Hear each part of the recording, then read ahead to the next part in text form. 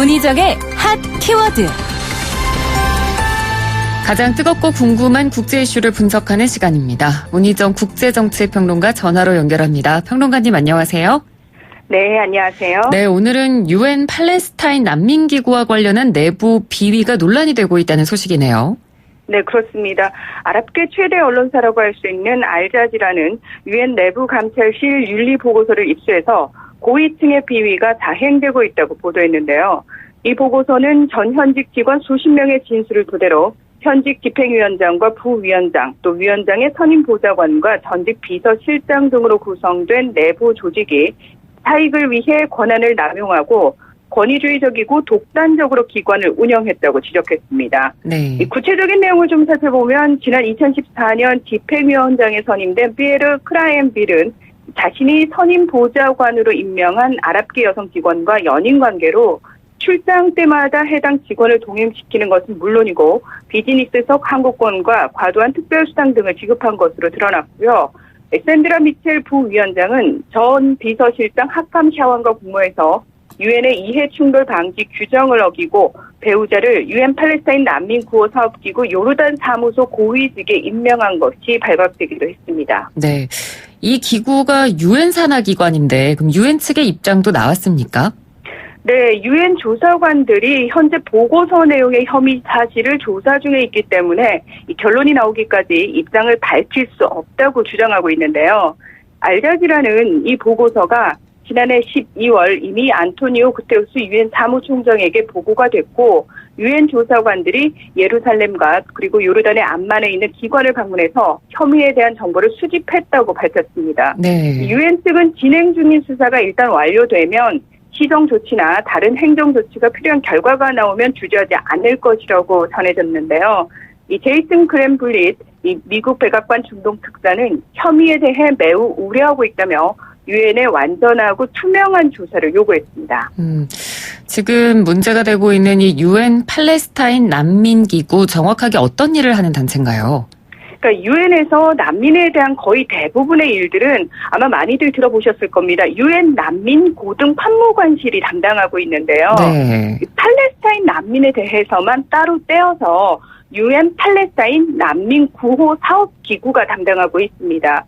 이스라엘이 건국된 1948년 UN 안전보장이사회를 대표해서 중재에 나섰던 스웨덴의 외교관인 폴케 베르나르토트 백장은 유엔의 이스라엘 건국 승인 결정 때문에 그 지역의 아랍 주민들이 난민 신자가 됐기 때문에 유엔이 특별 보호를 해야 한다고 주장했는데요.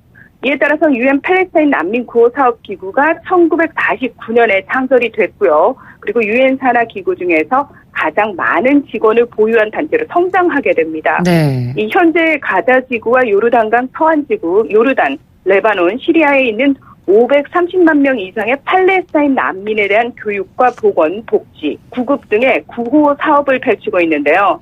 특히 중동 지역에 흩어져 있는 팔레스타인 711개 학교와 144개의 진료소를 지원하고 있습니다. 네, 유엔 산하 기구 중에 직원 수가 가장 많다고 말씀을 해주셨는데 이 단체가 이렇게 특별히 이런 큰 규모로 성장하게 된 이유가 있나요?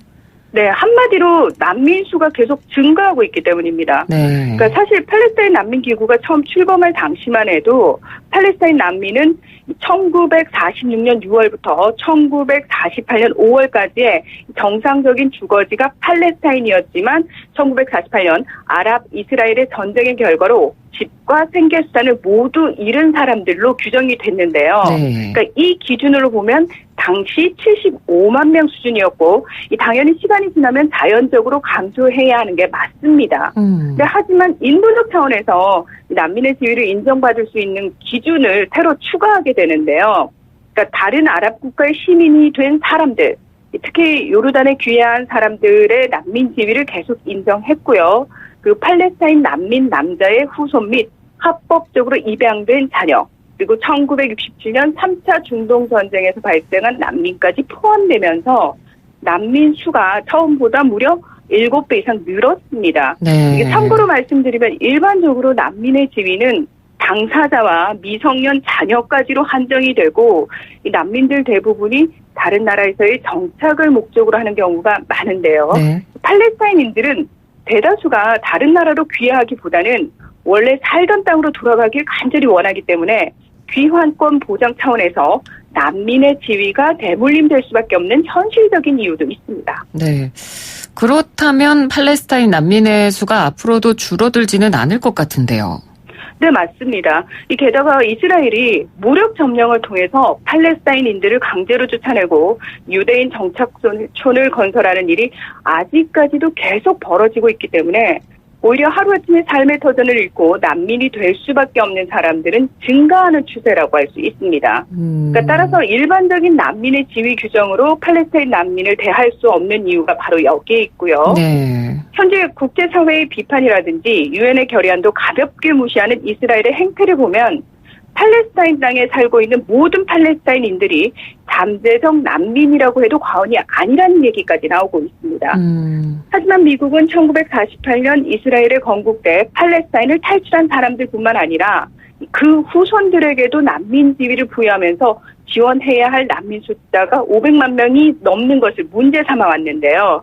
특히 지원금이 팔레스타인 무장 세력에게 흘러 들어가는 것이 아닌지 의심하고 있을 뿐만 아니라 난민 지원 대상을 현재의 10분의 1 정도인 50만 명 정도로 줄이길 원하고 있습니다. 네.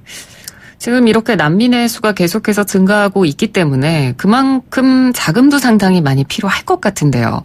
그러면 구호 자금은 어떤 식으로 조달이 되나요? 이 사이트에 들어가 보시면 기부라고 이제 많은 분들의 자발적인 참여를 원하는 그 란이 있습니다. 원칙적으로 각 나라와 기업, 개인들의 기부에 의존하고 있는데요. 네. 하지만 2017년 전체 난민 구호 기금의 30%가량인 3억 6천만 달러, 우리나라 돈으로 4,023억 원을 지원한 세계 최대 분담금인 미국이 지난해 1월 6천만 달러만 지원하고 급기야 지원 중단을 발표해서 기구가 어려움에 처해 있는 상황입니다. 2017년 12월 도널드 트럼프 미국 대통령은 예루살렘을 수도로 선언을 했고요. 팔레스타인은 당연히 극렬 반발하게 되는데요. 그러면서 미국이 주도해온 평화협상 보이콧을 선언을 하게 됩니다. 네. 이에 대해서 트럼프 대통령은 해외 원조는 미국의 친구에게 가야 한다면서 팔레스타인이 협상장으로 돌아오지 않으면 원조도 없다고 맞서고 있는 상태입니다. 지난해 미국 국무부는 성명을 통해서 기하급수적으로 늘어나고 있는 난민 공동체는 지난 수년간 위기 상태였고 지속 불가능하다면서 난민 공동체의 사업 모델과 재정 운용은 바로잡을 수 없을 정도로 심각한 결함이 있다고 이 팔레스타인 난민 기구를 콕 찍어서 지적을 했는데요. 여기다가 트럼프 대통령이자 유대인인 제러드 쿠시너 백악관 선임 고문이 이 팔레스타인 난민 기구를 해체해야 한다며 여러 고위 관료들을 대상으로 마크에서 노력을 기울여왔던 사실이 밝혀져서 논란이 되기도 했습니다. 그렇군요. 그러면 지금 상황은 어떤가요?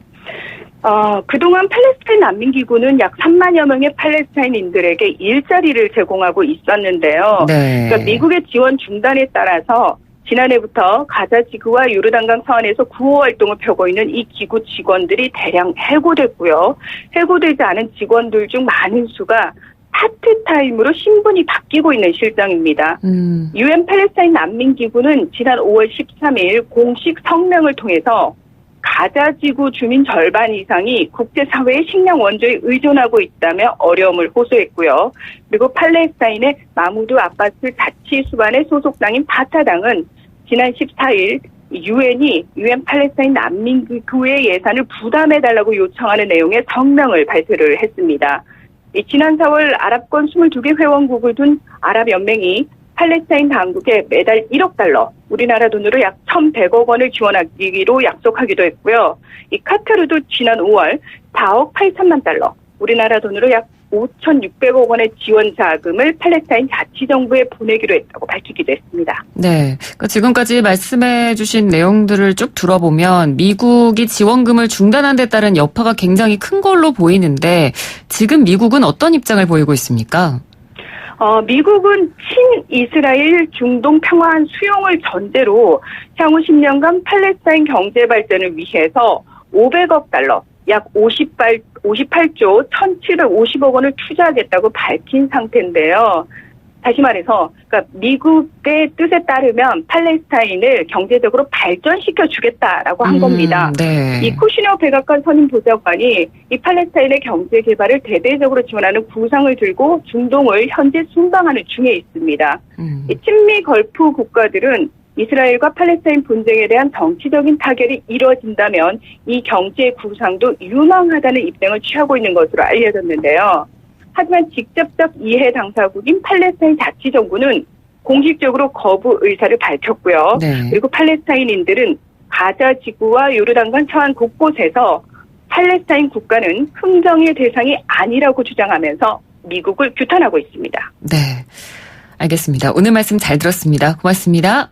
네, 고맙습니다. 네, 지금까지 문희정 국제정치평론가였습니다. 1부는 여기서 마치고요. 잠시 뒤 2부 국경 없는 토론으로 돌아오도록 하겠습니다.